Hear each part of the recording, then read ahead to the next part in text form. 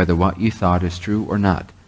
From this day onwards, you will only use how you feel about what you think to gauge whether or not it is true. You're not going to ask for anyone's opinion. Oh, how do I look today, honey? Fucking ugly.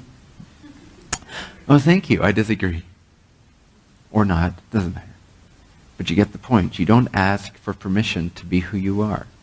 You don't ask anyone what is true or what is not. First of all, because their truth might not be your truth. And second of all, because people don't know what they're doing. They have no clarity.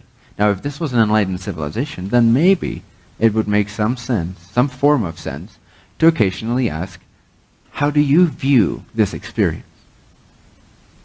And that's why we come to meetings like this.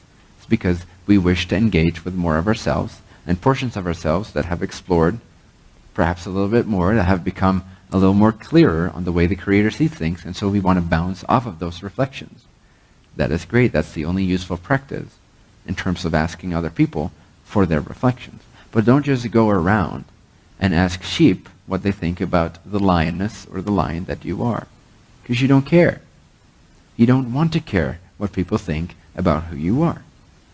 As soon as you do, you're out of alignment, you feel bad, you feel like you're a victim, you don't understand why people don't love you, why don't they just say nice things about you? Who cares? There's something wrong if a sheep says something nice about a lion. If someone that does not know who they are gives you a compliment, you should be concerned.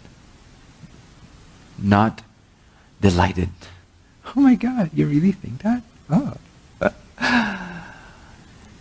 No, if someone you want to end up like is giving you a compliment and it feels genuine, then maybe you have some inkling of a reason to resonate with that, to vibrate with that moment and say, yeah, let me absorb that energy for a second and make it my own.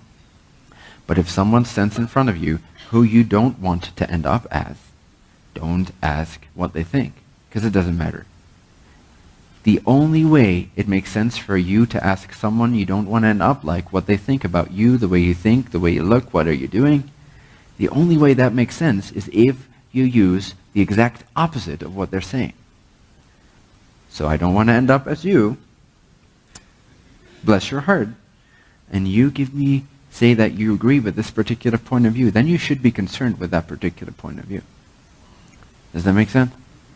And if that person is someone that you want to become more like in your own way, then let that reflection show you something. Not blindly take it on, obviously. It has to resonate to the fullness, to the core of your being. But then it makes slightly more sense to believe in what they're saying.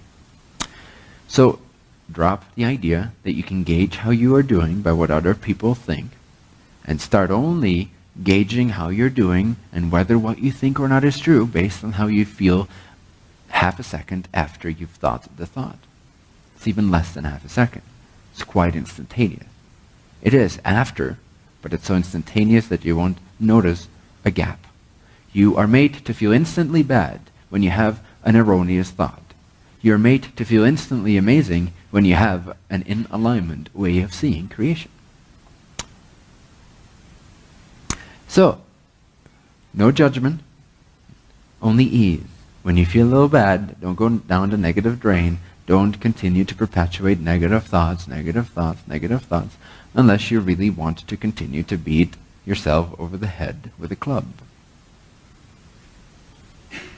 or a piano or someone else's opinions, which is even heavier than a piano.